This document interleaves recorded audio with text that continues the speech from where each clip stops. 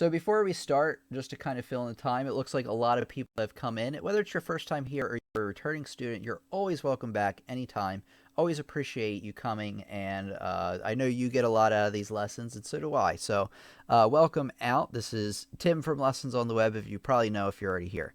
All I want to tell you is that for the next week, what we're doing is on Friday, we're talking about keys and key signatures explained for dum-dums. I don't know if that's the official title, but it's a really simple explanation of keys and key signatures and how they all fit in.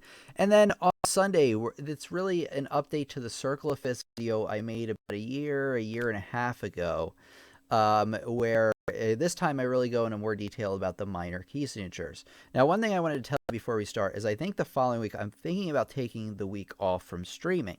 There probably will be some videos coming out because, like I said, YouTube kind of punishes you for taking time off. Thanks, YouTube. And so I'll probably be putting some videos out, like maybe a couple of videos out. But they'll be pre-recorded. They'll be real short, just to kind of give myself a breather so I can come up with new lesson ideas and plan those out. Hey, Jerry, how you doing today? I had a piano course when I was 12 years old, but then I quit. Oh, man. Well, you're in the right place. Let's see. Guillermo says, hi, Tim. I'm new here. Well, welcome, Guillermo. I hope I'm pronouncing your name correctly. So happy that you could be a part of our live stream. So I just want to let you know that in, not next week, but the week after, I think I'm going to take the week off from streaming. Okay, Fireflower's here. Barbara, all the great classics are here. Roro, your videos are great. Thank you very much, Roro. I appreciate that. And we're going to get started here since it's about 8 o'clock.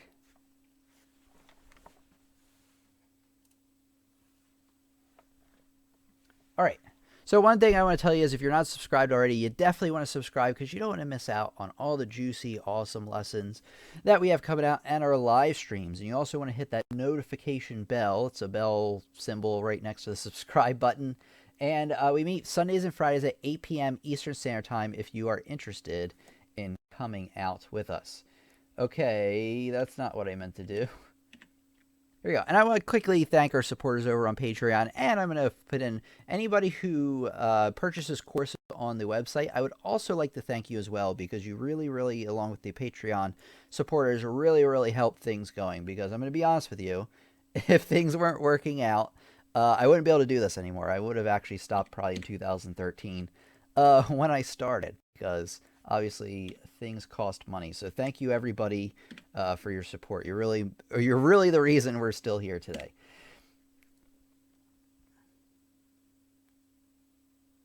You're good at what you do. Thank you very much, Dixamat. Hope everybody is ready to learn today. And by the way, when I mention courses, you're like, what is he talking about? If you go to pianolessonsontheweb.com, I have a link in the description for you. I have a ton of courses I made over there. I'm going to talk about it later in the lesson, though. Okay, let me get this. Okay, here we go. Hey, this is Bala from Bangalore, India. My first time. Well, welcome out. I'm going to call you CS for short. Thank you for coming out. You're always welcome back anytime. All right, let's take a look here. All right, I'm going to do the intro now.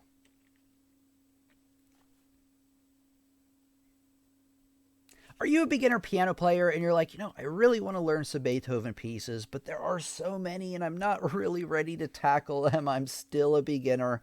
Well, guess what today? I'm going to give you the 3 pieces I recommend you start with. Let's get on to piece number 1.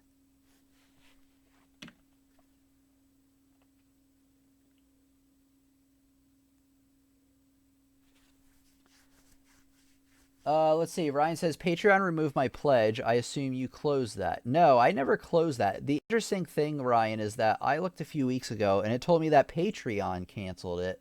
So I'm really not sure. I don't know if you change credit cards or something that might happen. I'm not really sure, but that wasn't on my end. So if you want to come back to Patreon, you can feel free to do that. The Patreon page is still open. I need to do some work on it to kind of really figure out how to separate it from the courses because buying the courses helps me as well.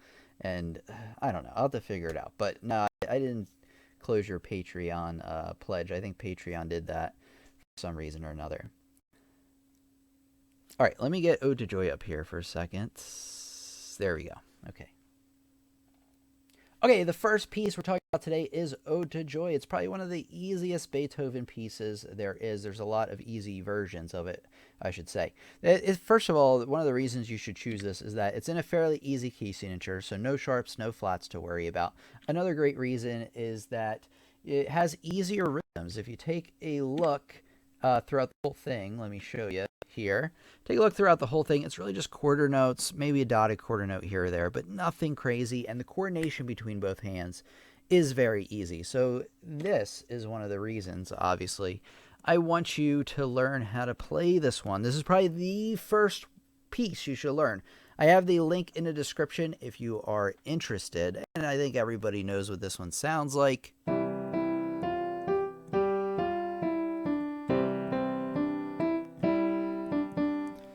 Continue down. How many? Yeah, this is just one page. I'll play the whole thing.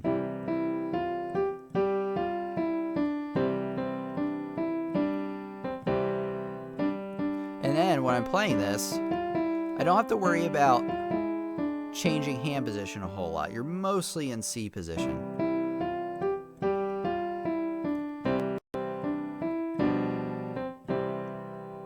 So it's a one-pager. It's pretty easy to learn. I recommend, if you're looking for your very first piece, that you start with this one. All right, let's get on to piece number 2.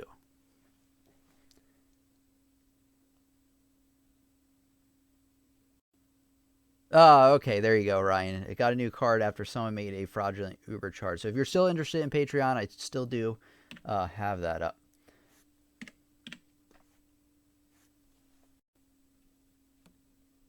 Okay, let me get this up here. There we go. Okay, next is variations on Nel cor più non mi sento. Now, what am I talking about? Well, if you don't know what a... Man, hold on. Okay, the next piece is variations on Nel cor più non mi sento. Now, what am I talking about? So if you don't know anything about themes and variations, what a theme is it's an introduction. It introduces a melody or something like that. And then there are variations, which are smaller pieces after, that kind of take that same idea and they change it each time. They might put the idea in minor, or they might put it in a different key signature, a different time signature, or something like that. So that's what a theme and variations is. And if you're looking for your first theme and variations, this is the one I recommend you do. And I'll show you why in a second. So obviously it has an easy key signature again. You got easy rhythms, so you really have, you'll see in a second, 6/8 time signature, but it's really just, there's not really a whole lot of craziness going on. You got easy hand coordination again, and then the variations are fun to learn because you're going to learn this piece, and then you're going to say, hey, this sounds pretty cool. Beethoven did a good job at being pretty creative at changing the theme throughout. So let's take a look at what this thing looks like on the piano, at least the theme. So as you can see, the first 3 lines are the theme. You might want to start there, obviously. And then after that, you have what's called the variation. As you can see, it looks a little bit different, but it still has the same kind of sound. So maybe I'll play part of the theme, and then I'll show you what the variation is going to kind of sound like. Okay, here we go. So here, Nel cor più non mi sento. It's in the key of G. There's 1 sharp, so fairly easy key signature, but you do have to watch out for that sharp. This one has a little bit more hand movement going on with it, so you have to be careful.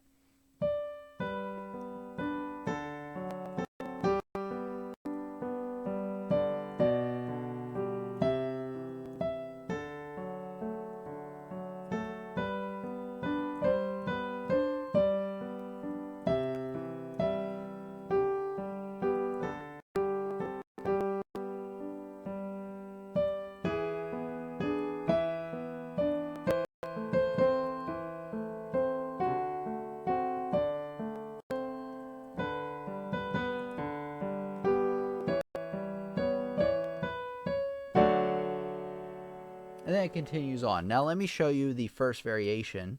As you can see, it looks a lot different, but there still really is. So there really still really is the same theme. So when we come in with the first theme, or the main theme,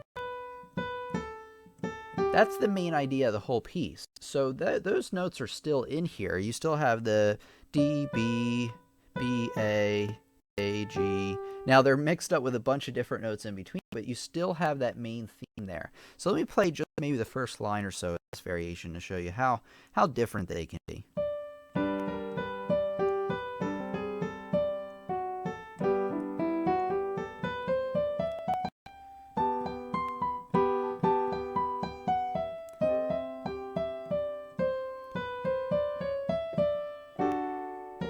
All right, let me play that again.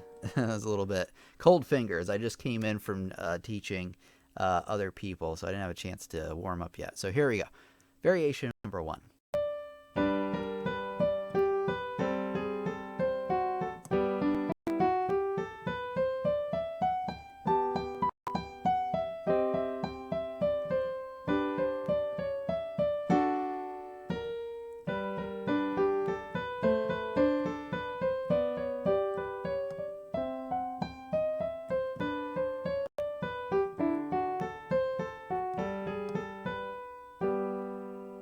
So there you go. So there was the first variation. As you can see, you could still hear that he just kind of masked it with some other notes around it. Some of the other variations you can kind of expect, it from going from a major key into a minor key. Here, on this variation that you can see, variation 2, it's still a lot of the same thing, but you can see that he kind of flipped the right hand and the left hand.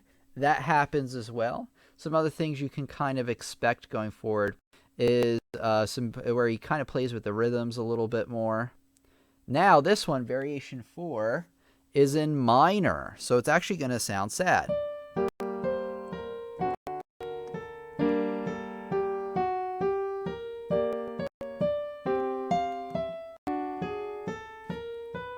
So as you see, the variations do start to take on a life of their own, but you still do have that same D, C, or D, B, B, A, G, like that. So you still have the main theme in there. All right, so at least learn the theme and maybe the first variation. A lot of these variations aren't overly difficult, but certainly the first theme and the variation, or the first variation, are what you want to start with. All right, let's get on to the next piece.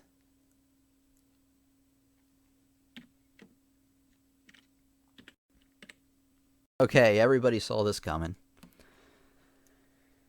Okay, the next piece is what? Everybody knows this one, Für Elise, and pretty much every student ever asked me if they can learn how to play this one within a few weeks. This one is definitely on the easier side for Beethoven, especially the first page here that we're going to be talking about today.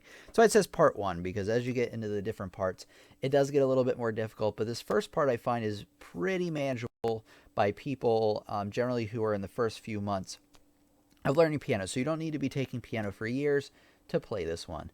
Some easy things about it that I like are that it has an easy key signature. It's in an A minor, meaning there's no sharps or flats in the key signature we got to worry about. You got easy rhythms going on again. Really 16th notes, and that's it. And it's the same thing over and over. Easy, somewhat easy hand coordination. This one's a little bit more difficult, and then not overly difficult, but can provide a challenge for newer students. So this one I would definitely do third out of our whole list today. So do this one third. Let's take a look at it.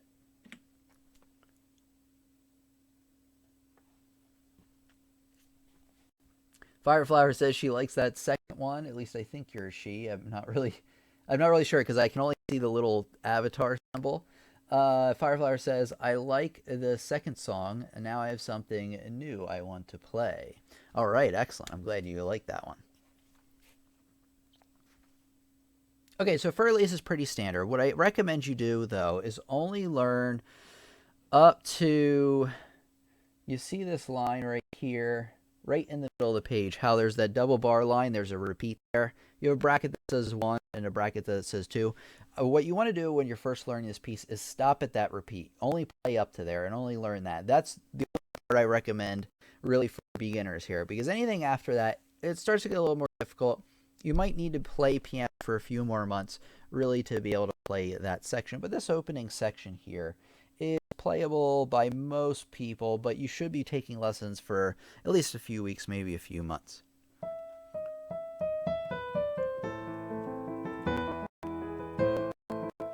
So as you can see, it's a song everybody probably remembers. Has a nice beautiful sound to it.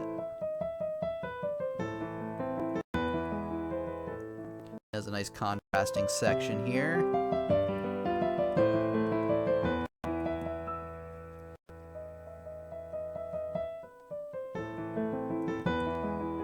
Now I'm going to show you where to stop. It's right here.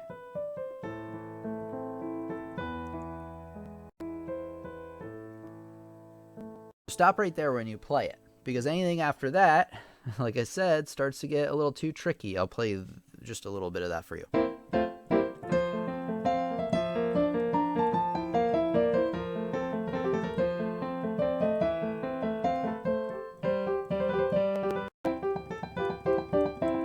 So as you can see, there's a lot more going on at that part. So if you're a beginner, just stick with that first part.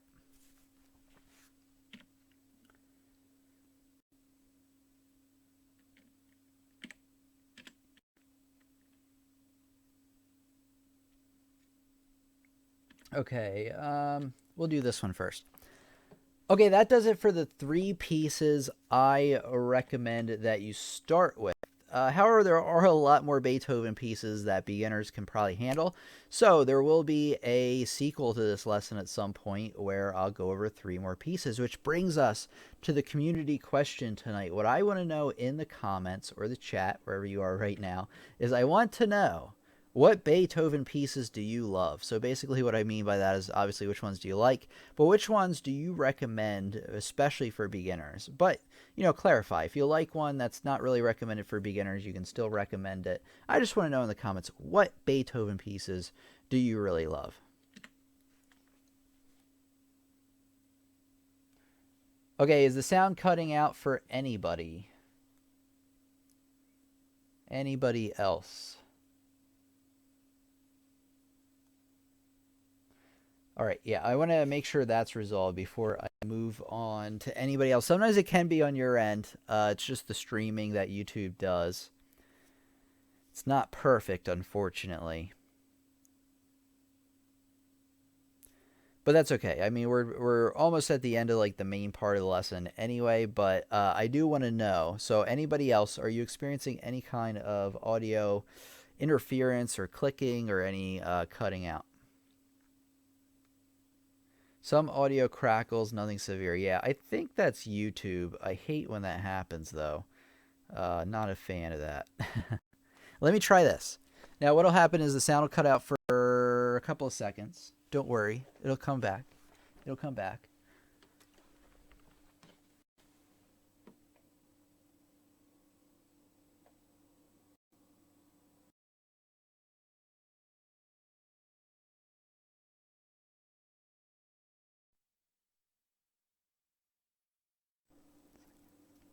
Okay, I think we're back. Yeah, no audio issues here. All right, so we're good. Okay, thanks, Martin. Thanks, everybody. I'm not going anywhere. I'm just saying thank you for letting me know the sound is fine. Barbara, too. It stopped after for Elise. So, Ryan, click the reload button, and I think it'll help. Try reloading. Okay, let's take a look here. We got some, let's see, we've got some questions here, or some, Ode to Joy sound is good, okay. Ode to Joy, I think, is the one Cheryl likes. And we had another one, let's see. Okay, Moonlight Sonata. Rich says Moonlight Sonata he loves. It got him into learning piano. Definitely not one for the very beginner, but certainly, as you know, Rich, you've played it. You know, if you're in your first few months, maybe I would say even take lessons for a year, maybe, before you start Moonlight Sonata, or at least be able to play it in a proficient manner. I do love that one as well, but that one is a little advanced for today. But thanks for sharing, for sure.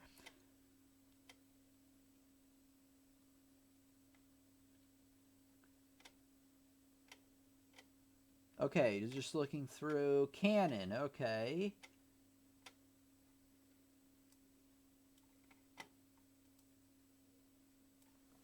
Okay, so I'm not sure whether you mean Canon in D or if there's another canon that Beethoven wrote. So if you're thinking about Canon D, whoops. That was written by Pachelbel, not Taco Bell, Pachelbel.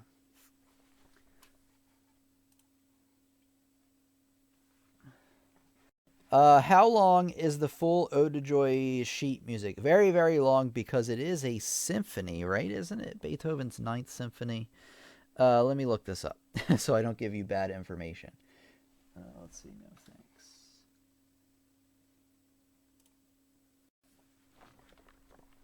Okay, great. Ryan got us refreshed. All right. Let me look this up for everybody. Like I said, I don't want to give you bad information. Ode to Joy. Yeah, let's type in Ode to Joy. Let's see what happens. Okay, yeah, we want the Ode to Joy symphony. I think symphony number 9. Yes. Okay, so it's from symphony number 9. So the answer to your question is very, very, very, very, very, very long. And it's actually, I could not find the entire thing with just the piano part. I know they exist, where it gets a little bit more complicated. But when I was looking earlier today, I could only find the full orchestra. So it might be difficult for you to find a piano version that's the entire thing with just condensed into the piano, because this is a symphony. So a lot of it is broken up into the different parts. So the answer is the real one is very long. I'm sure it's, I don't even know. I'd have to look exactly how many pages it would be, but it'd be a lot for sure. Let's see. Eroica, if I'm pronouncing that right. I'm probably pronouncing it wrong, but let's take a look here. That one is good, though. I have played that one. Canon. Oh, C. Okay, Canon C. Oh, there is a Canon C. Yeah. Okay, let's see here. Guillermo says it's all good. All right. Any other Beethoven pieces that any of you recommend, whether it's, for beginners or maybe, as Rich had mentioned, like something a little bit more involved? And then once the lesson's over, feel free to post your recommendations. Like when I post the recording, post your recommendations there as well, so other people who watch the recording can see your recommendation as well, because a lot of people will not see these, especially if they get cut. I don't think this part will get cut, but you never know.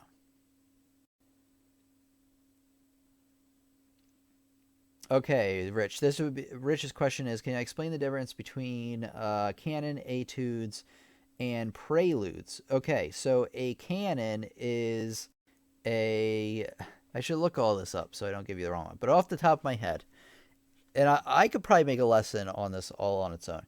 A canon is a type. I think first of all, a canon I think means riddle or something like that. So a canon would be like if you and your a friend played a song, and then your friend plays the same song but like 2 measures after you started. So a lot of people know the canon of singing row row row your boat, right? Probably in elementary school, a lot of times, not all the time, but you probably sang row row row your boat with the class, where the music teacher would make one side of the class start with row row row your boat, bup it up it up, and then as soon as that section gets to the next part, the first section begins with row row row your boat. So it's like kind of a, I don't know, a planned kind of song where different parts happen at the same time. Let me find a much better explanation for you, but that's an example of what a canon is. Because canonical means you're going in like an order, right? Musical canon definition. Let me get you a real definition up in here. A canon is a piece or voices sing and play the same music starting on different times. Exactly what I said. Hey, I didn't do too bad. The round is a type of canon, but in a round, each voice, when it finishes, can start at the beginning again, so the piece can go round and round. So a round will continue to just keep going. A canon does have an ending part, I believe. Okay, yeah. And then I just looked down at the Wikipedia. That's the same thing. Okay, so that's what a canon is. Let me give you my definition of an etude, then I'm going to look out the real one, and we'll see how it compares. An etude is like kind of a practice piece that a composer wrote where they have a goal in mind on what they want you to learn from the piece. They're usually not super difficult, but they are technically rhythmically have a lot of things going on, like scales, arpeggios, things like that. Actually, I could talk a lot more about etudes, like I said, in another video. But let's look up the real etudes definition to see how it matches up. Okay, etude. Here we go. We'll see how bad I was at this or good. Etude is a short musical composition, typically for one instrument, designed as an exercise to improve the technique or demonstrate the skill of a player. I got it. So really, as I said, it's a piece that's really designed to get you to practice something. So like Czerny, School of Velocity, those I would call those etudes, where they're like kind of piano pieces, but not, I don't know, they're really more practice pieces. So that's what an etude is.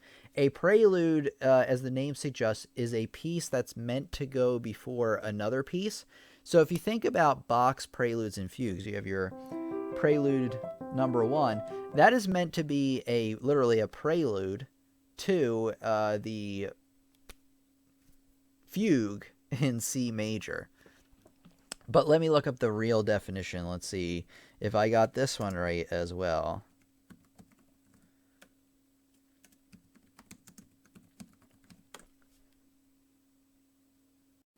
All right, he says, this is good, learning the vocabulary of music, which I think is probably something I could definitely make more lessons on for sure. Okay, let's see. Okay, wait a second. Prelude. No definitions found. No, let me... Prelude, music, definition. Okay, prelude is a musical composition, usually brief, that's generally played as an introduction to another. Okay, so that's basically what I meant to say, of a larger musical piece. The term is applied generically to any piece preceding a religious or secular ceremony, including, in some instances, of operatic performance. So it's supposed to prelude to something. Okay, I think I got everything you mentioned there, Rich. Amazing Grace, another great suggestion. I love the song Amazing Grace. Ryan, thank you so much. I have to make a big deal about this, but Ryan has left us a super chat, which I keep kind of forgetting to let people know about. But thank you so much, Ryan, for your super chat. Anybody else, if you don't know what a super chat is, it's your a little way for YouTube to let you donate to the channel or directly to the live stream. So if you're really loving the live stream, you're like, I kind of just want to leave Tim a tip for tonight. Maybe I don't want to go over and sign up on his courses right away, but I just want to leave him $5 or $1 or whatever. Very, very much appreciated. Thank you so much, Ryan. And Ryan actually does contribute a lot to the channel, so thank you so much. Okay, Fireflower says, aside from Czerny, do you know etudes from other composers for beginners? Let me look up real quick. No,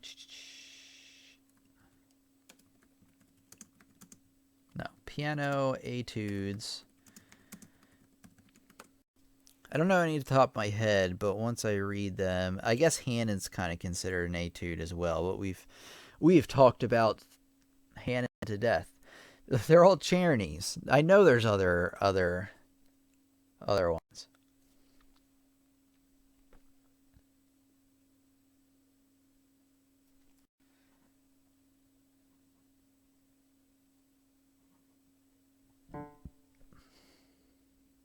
Here they're talking about Bach, but I don't know if Bach had any real etudes. Excuse me.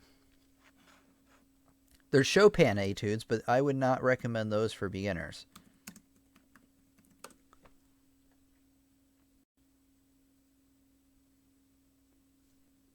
Oh, you know what?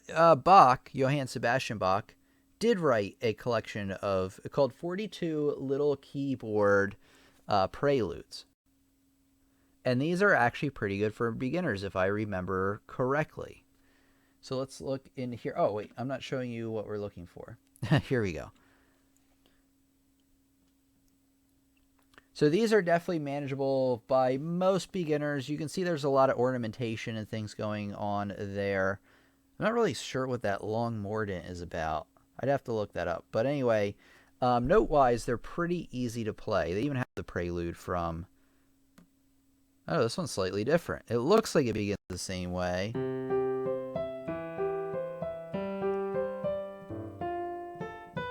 So anyway, what you want to look up is Bach Little Etudes Piano. So search that, and then the first thing that should come up in Google anyway is 42 Little Keyboard Preludes. Go here and then download these and read off of them. So there's another one. Bach did make some etudes as well. Karuli said for guitar has etudes. All right, says Fuddy Duddy. Playing the songs is a great idea. There are some similar videos like this out there, but recommended names, and that's it. Thank you. Luchingador. Okay, the thing you're probably noticing why a lot of people do not play through the pieces that they talk about is, and people don't believe me with this, but seriously, on classical music, it's hit or miss. Some classical music is fine. You can play it all day long. Nothing bad will happen to you. But some companies out there buy up the copyrights to these pieces, some of them, and then when they have an automatic thing on YouTube where if you play the piece and it like can match it up over like a certain period of time, then they demonetize your video right away, and they could even take your video down. I've never had that happen, but I'm scared to death of it because if you get 3 of those, 3 copyright strikes, your channel is gone. So that's why I really don't mess with that. But I am trying to play more of the piece to see like the maximum amount I can get away with. So that's why in the later lessons here, I have been playing a little bit more of the pieces than I had before. But I try to be careful. Okay. Ryan says, you're very welcome. I really appreciate all your hard work. I'm achieving my dream of playing piano because of you and the Academy. Bows down. Thank you so much, Ryan. I'm going to talk a little bit more about the Academy and which is my website. I'll talk about here in a minute. Actually managed to learn Chopin's Prelude in E minor. Nice. But it took me a lot of effort. I learned that one in college. That's a very good one, and congratulations on that. Fireflower says, thanks, Tim. You're very welcome. Barbara says, I have a book, Kramer, Czerny, and Clementi. Okay, if you have those etudes, they would probably be good. Not recommended, for Luchingador says about that. All right, let me show everybody. Keep piling in the questions, or have the questions keep coming in. I'm going to show you about my website, because I know some of you are new here, and you might not know about it already, or I might mention something you're not familiar with. Okay, sorry, the allergies are back, so if I'm making funny faces, that's what's happening.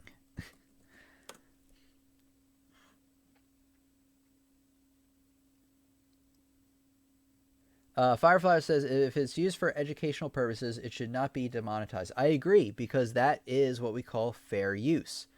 However, YouTube generally sides with the content claim. The person, usually a corporation, making the content claim, because they're a corporation. They have lawyers and everything. I can appeal that, and it might go through. It might be fine, but it might not. So I don't really want to mess with it too much. I don't think it's like gonna be a huge danger to my channel if I get like 1 strike. I'll probably like really be careful. But I'm gonna see like if I can do more with getting more of the piece in there. Okay, here we go.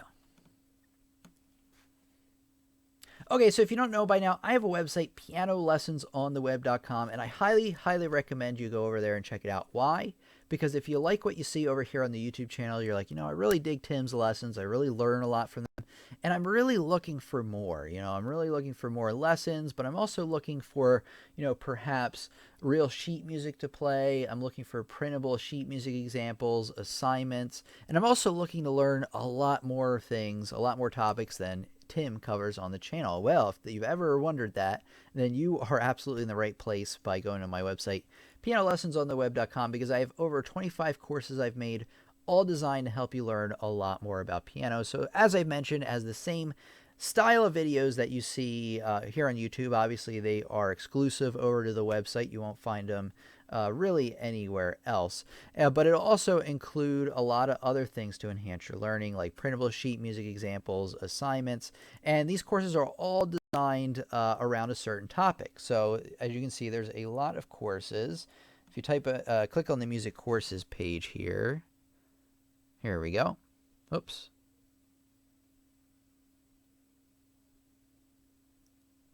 There we go. I was clicking it wrong. All right, if you go to the music courses page, you can see right away that we have a lot of different subjects to cover. There are a ton of piano courses. There's music theory, a ton of courses there. And then rhythm, improvisation, sight reading. So really anything that I felt that you needed to become a well-rounded musician, I put in there. A lot of things I haven't and probably will not cover on the YouTube channel, at least in the depth I cover over here. One other thing I want to tell you is you definitely want to go and read about all the courses, but if you can buy the courses individually, or you can buy them in a course pack, which you get a really good deal out of. So, for this beginner's pack, you can view the pack here. It comes with 4 courses. Courses are normally $29.99 a course, but here you can get 4 of them for $39.99. And this is the perfect thing for if you're just starting out learning how to play the piano and you want to get a very solid foundation on the basics. Go here. If you've seen a lot of my YouTube videos already, I recommend maybe starting out with the intermediate pack. Yeah, as you can see, a lot more courses involved with this one. I believe 9 courses here are included. And one thing I also want to tell you is if you use the code YouTube during checkout, there's a little box you can put it in, you're going to get an additional 15% off any course or any course pack. So you remember code YouTube. You want to go to Piano Lessons on the web and check it out because, like I said, if you like what you see over here on the YouTube channel, you're really going to like what you see over there. And one thing I should also mention is it really helps the channel keep going. Like I said, it's really thanks to the support of people over here on the website and on Patreon and even the viewership on YouTube that really keeps things going. Because like I said, if nobody was interested in what we were doing, then I would have stopped doing it a long time ago. So you also have that additional benefit in that you're really helping everybody along here, including myself. So go check it out. I know you're probably going to like it. If you have any questions about it, email me, tim@lessonsontheweb.com. So thanks, everybody. And I just really wanted to let you know about that. All right, let's get on to our next part of the lesson.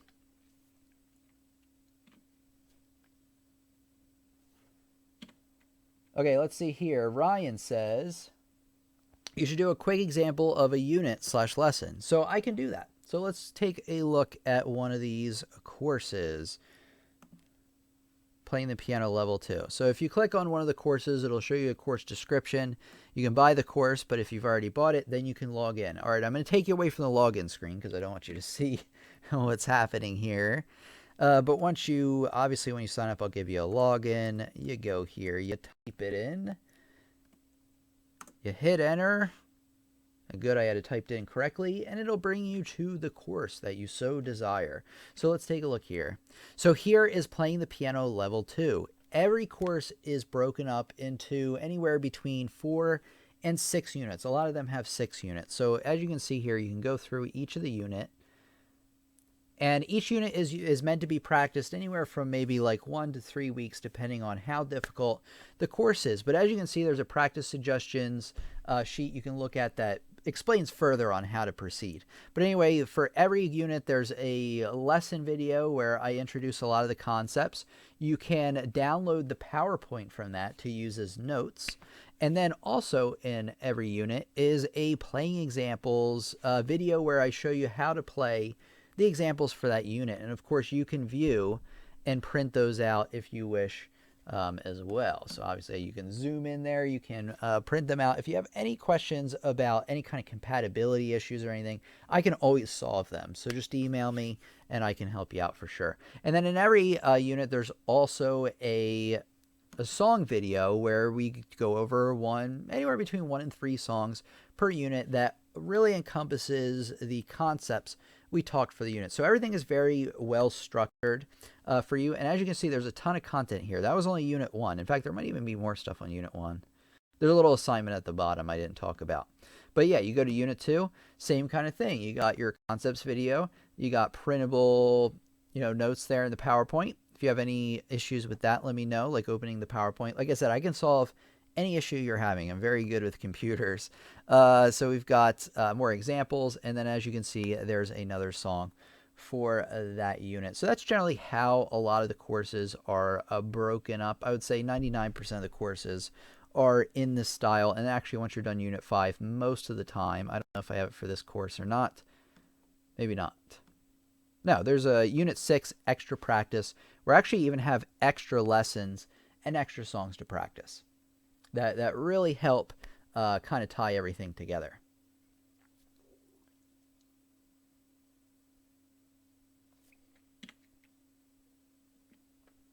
Okay, let's take a look here. So I think I covered that pretty well. I'll do like another preview at some other point, maybe in one of the other courses. Aaron says, this may be a little off topic, which is okay, but any tips on learning a new piece? I'm currently learning Arabesque #1, I assume by Debussy, or Debussy as people say, and I can play it well, but I feel like I'm learning really, really slow. Any tips on learning a new piece? Yes. So if you're learning it slow, you need to break it down into smaller, more manageable parts. So what you need to do is so say you started learning it from the beginning, the arabesque, and you're able to play through, you start it. Sorry, the cable is getting stuck down here, and that's not going to be good. Oh, there we go. Okay, so anyway, you're learning the arabesque. You get to page 2, and then you're like, well, it's really fizzling out from here. I'm really not getting anywhere with it. And you're starting from the beginning all the time and playing to where you're stopping. So if you're making that mistake, don't do that. What you want to do is I would section out. You're actually going to make more progress like this. Each week, section out 2 lines and concentrate on just those 2 lines. Don't get distracted. Don't, after you're done the 2 lines, keep going and then jump over here and jump over there. Just be like, all right, for week 1, I'm going to do lines 1 and 2. And that's it. I'm going to play them over and over and over and over again. I'm not going to go any further. I'm not going to go back or anything like that. I'm just going to concentrate on those 2 lines. Do that for a week. Now, you may be thinking, well, if I'm doing 2 lines a week and there's so many lines and isn't going to take like a million years to learn, well, it's going to take time to learn. You're not going to be able to learn a piece like that. That's not the easiest piece in the world. So it's definitely going to take time. So don't feel bad if it's taking you time. But you're actually going to make a lot more progress if you section it out a lot, like maybe 2 lines each week. So week 1, do 1 and 2. Week 2, do 3 and 4. That's how math works. And then 5, do 5 or 3, do 5 and 6. Do 2 each week. And then what you want to do is as each week goes by, you want to mainly concentrate on the 2 that you're working on, but then maybe a few times go back and practice those other lines to kind of get them brushed up on. The number one mistake I find that students make, and I made this mistake for a long time, and I still do every once in a while, is that I start from the beginning and I work to wherever I stopped. And I just keep doing that, and I don't really make a lot of progress doing that. But if you really focus in, it seems like it's going to take more time, but it won't. It'll take less time. Trust me. Let's see. Cheryl says, and let me know if you want me to elaborate on that a little further. I could definitely make a video on that. Actually, you know what? The video I put out recently about 2-handed piano playing, we talked about sectioning things off. So that's one thing I recommend.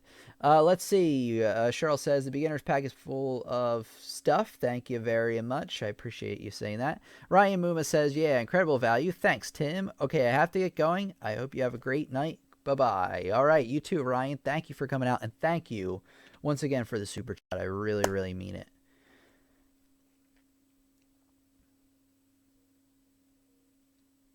All right. Thanks, everybody. So Cheryl and Ryan are both a part of the website, so they definitely do have firsthand experience in everything I was talking about there. All right. Any other questions or anything? We're getting into a really good rhythm here with the questions and everything. I'll take a few more before we go, if there are more. If not, we'll end it in a couple of minutes. But I want to thank everybody for coming out tonight, really helping drive the discussion here. We had a great night here.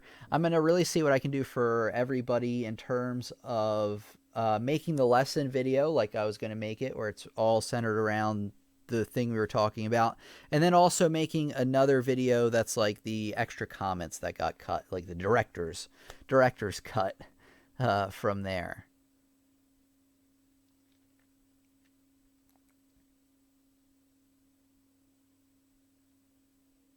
Or, actually, Rich, you even suggested this too. Post the entire live stream. Post the edited version and then post the entire live stream. Sorry. and then put those in a playlist. I think that would work. Let me experiment around and see what I can do. Tim, can you explain the accents for 4/4, 6/8, 2/2, and 3/4? Yes, there's a lot of time signatures there, but yes, I can explain that. It's not too hard.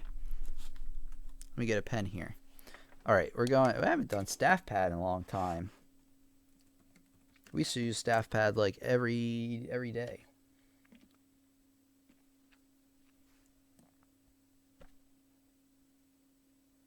Okay, here we go. So Rich's question is the difference between accents and 4/4. So we're going to tackle that one first. So I'm just going to write 4 beats. There we go. Now in 4/4, this is how the accents work. Pretty much every time signature ever, you're going to have an accent on beat 1.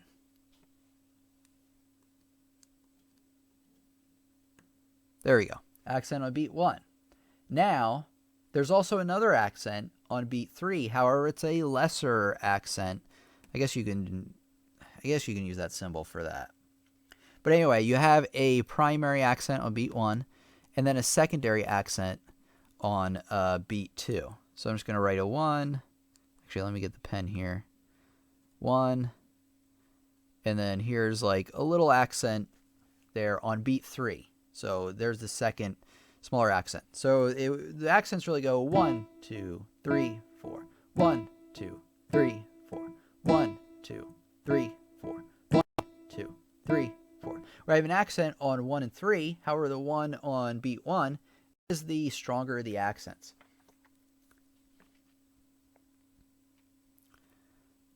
All right, let's go to the next one.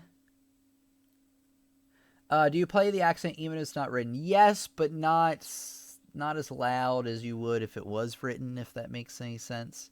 So maybe if it wasn't written, I would go 1, 2, 3, 4. 1, 2, 3, 4. 1, 2, 3, 4. Where I have like an accent there, but it's not like, really smacking it. Okay, let's take a look here. We've got 6/8 now. Actually, no. I'm going to do 2/2 next. No, 3/4. I'm going to do 3/4 next. That one makes the most sense. Okay, 3/4. There's only an accent on beat 1. That's it. There's no weaker accent. None of that. You just got, if you have 3 beats here, it's beat 1 that has the accent. I didn't even write it correctly. Great. There we go. This thing's all over the place today. Okay, so there you go. So in 3/4, the accent's on beat 1, and that's it. We're going to do 6/8.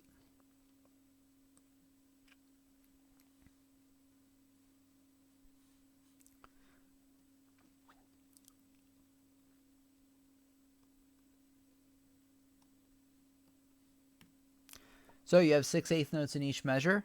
Obviously, like with every time signature, strong beat 1. Then you have a weaker accent on beat 4. So 1, 2, 3, 4, 5, 6. 1, 2, 3, 4, 5, 6. 1, 2, 3, 4, 5, 6. And the reason behind that you want the accents in those places with 6/8 is that, remember, 6/8 is what we call a compound time signature. You can count it in 2 different ways. You can count it literally as the 6 individual eighth notes, 1, 2, 3, 4, 5, 6, or you can group them into groups of 3s, which is done naturally with the beaming. So you can really just count 1, 2, 1, 2, 1, 2, like that. Rich's question, can you tell if you're playing in 4/4 or 2/4? Great question. So in 2/4, there's an accent. Let me put it this way.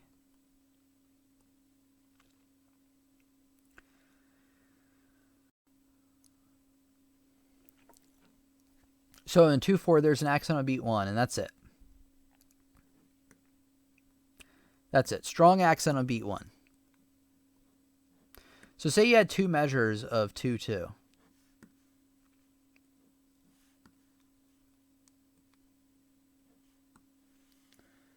Okay, 2 measures of 2/2. You have a strong accent here, right? Strong accent here. So you have, within 2 measures, you have 2 strong accents. 1, 2, 1, 2. kind of over exaggerating them a little bit. Now let's say if we have 4/4. You're going to have, let's see, we have 2 measures of this, right? Even though it's going to be twice as many beats, but that's okay.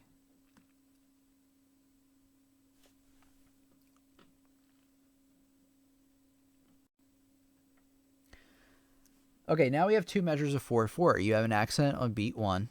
Again, you have the lesser accent on beat 3. Beat 1, beat 3. Now here's the stronger accents.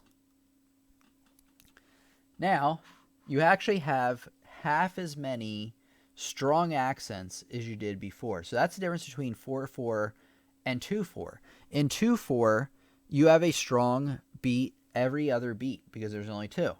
When you're in 3/4, you have a strong one only 1 out of every 4. So instead of going 1, 2, 3, 4, 1, 2, 3, 4, you're going to have a lesser accent. So you go 1, 2, 3, 4, 1, 2, 3, 4.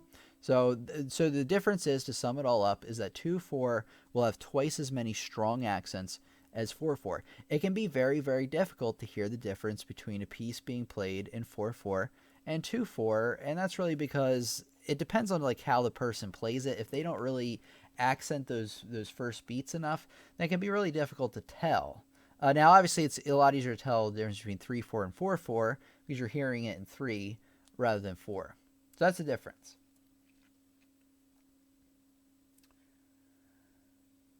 Okay.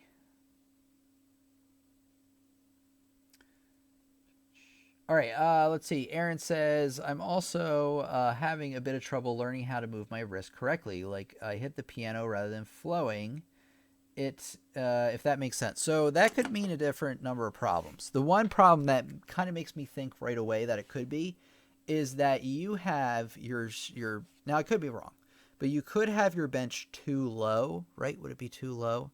Yeah, if you had your bench too low, that would cause you, let me put it here, that would cause you to hit your wrist on the piano.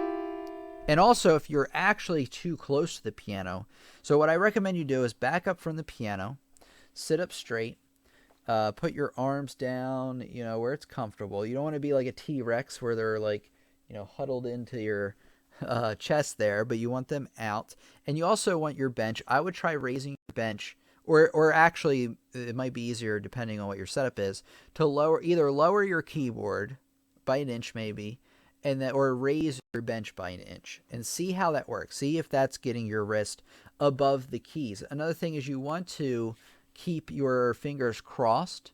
You don't want to have them flat, because if you have flat, then you're definitely going to be hitting your wrist all over the place. So having gently curved fingers, you want to be an appropriate amount above the keys. You don't want to feel like, well, let me put it this way. When I put because I feel like my keyboard's almost at the perfect position for me.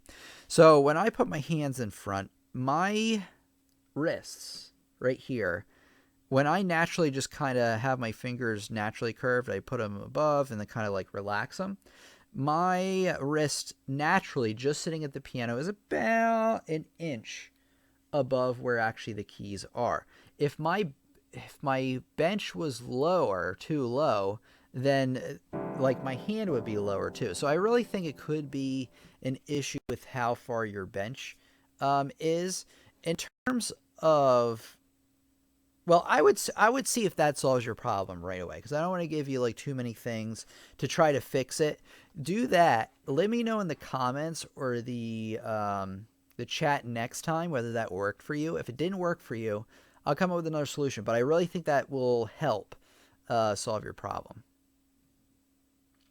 Let's see. Rich says, okay, great explanation, Tim. You're the best teacher. Thank you very much. And thank you very much, Gary, as well, for saying seconded. I appreciate that.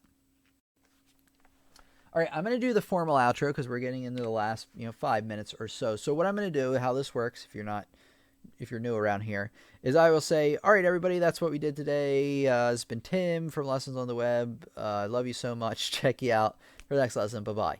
I will not leave at that point. That's really so when I edit the video together that I have an ending point. So just to let everybody know, I will stick around for a few more minutes after that.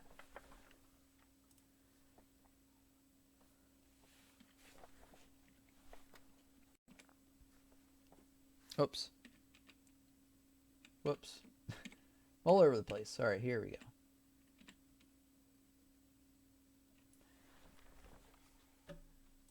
And it would help if I had the right person.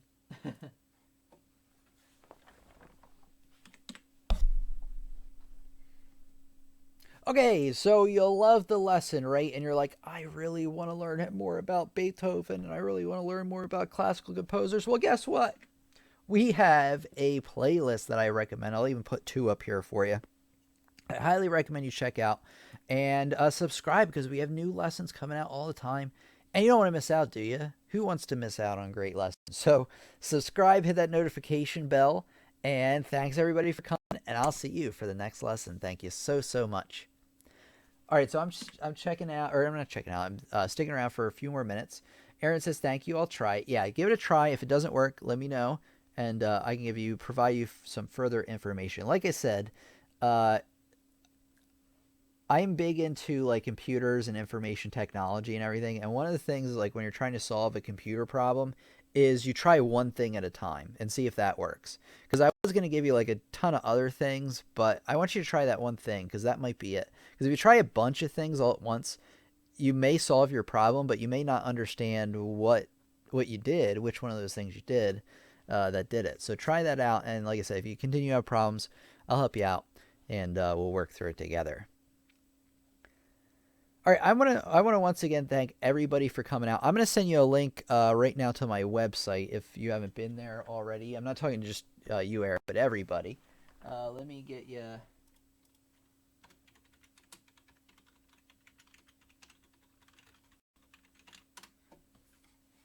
So there's a link to my website if you are interested in checking that out. Like I said, I highly recommend it. There's other students in here as well that recommended the website. So I want to thank everybody once again for coming out. It was a great lesson tonight.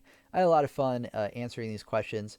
You're going to learn soon about how I'm going to figure out how to get the comments back in to the recording sessions because I'm going to have to play around with that idea a little bit. I'm not opposed to that idea. I think it's actually a good idea to keep the comments in, but I need to figure out in a way that works for the channel. All right, let's see. Thank you, CS. I'm going to go by and thank everybody. You said thank you. You're very welcome. Aaron, thanks for coming out. Gary, thanks once again. We got Rich back here again with some great questions. Then we had all of our usual greats. Thank you to Fuddy Duddy. Thank you for Ryan for coming out in that super chat once again. Cheryl Faye, thank you so much for coming out. I always appreciate your support, and I know you like being here as well. So thank you, everybody. And let's take a look here. Luchingador was here once again. Barbara, if I didn't say thank you again. Fireflower, you're very welcome for tonight. And anybody else, if I missed you, I'm sorry, but I really do appreciate you coming. And you're always welcome to come out again. We're going to meet again next Friday, 8 p.m. Eastern Standard Time. You want to mark it down on your calendars. There will be an update here on YouTube about that, but you don't want to miss it out. So you definitely want to check us out then. And then just to remind everybody, the following week, not next week, but the following one, I keep hitting the thing on my head. But anyway, the following week, I think I'm taking off from live streaming for just that week. And just to kind of get some rest and give some new, fresh ideas for it. There will be some videos coming out. I don't know what they're going to be. They're going to be a little on the shorter side, but just letting you know that we're going to take a week where I'm half off, I guess. I'm still going to be working on it, but we'll be off from the live stream. That's not next week. That's the week after.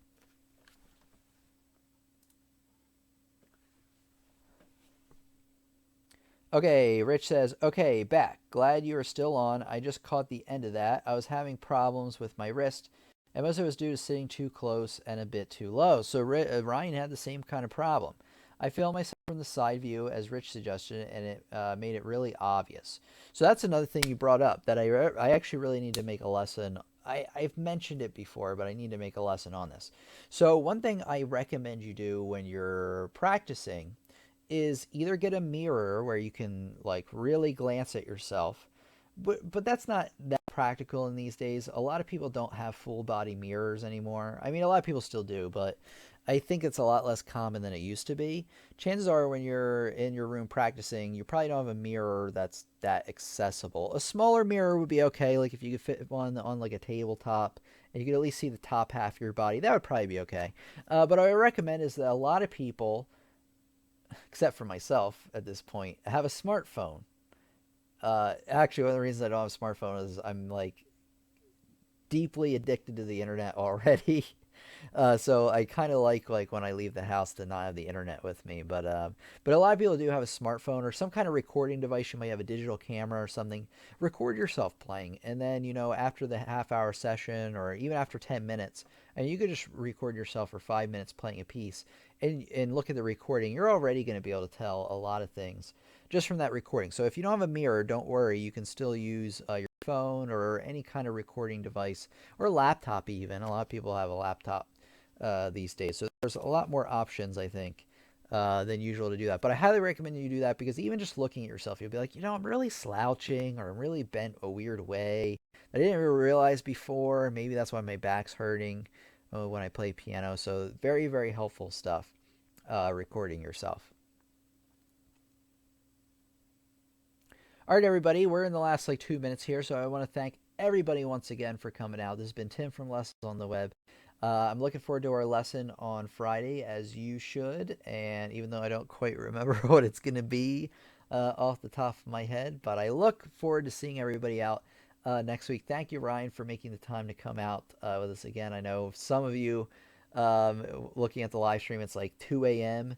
And I can't believe that you actually make it out to the live streams because I can't even stay up that long most of the time, but I really, really appreciate it from everybody. So thanks everybody for coming out. Remember, pianolessonsontheweb.com if you're interested in learning more about piano and music. And thank you, everybody. Thank you so much. I already said who it was from Lessons on the Web. Have a great week, and I'll talk to you next Friday. Have a wonderful time.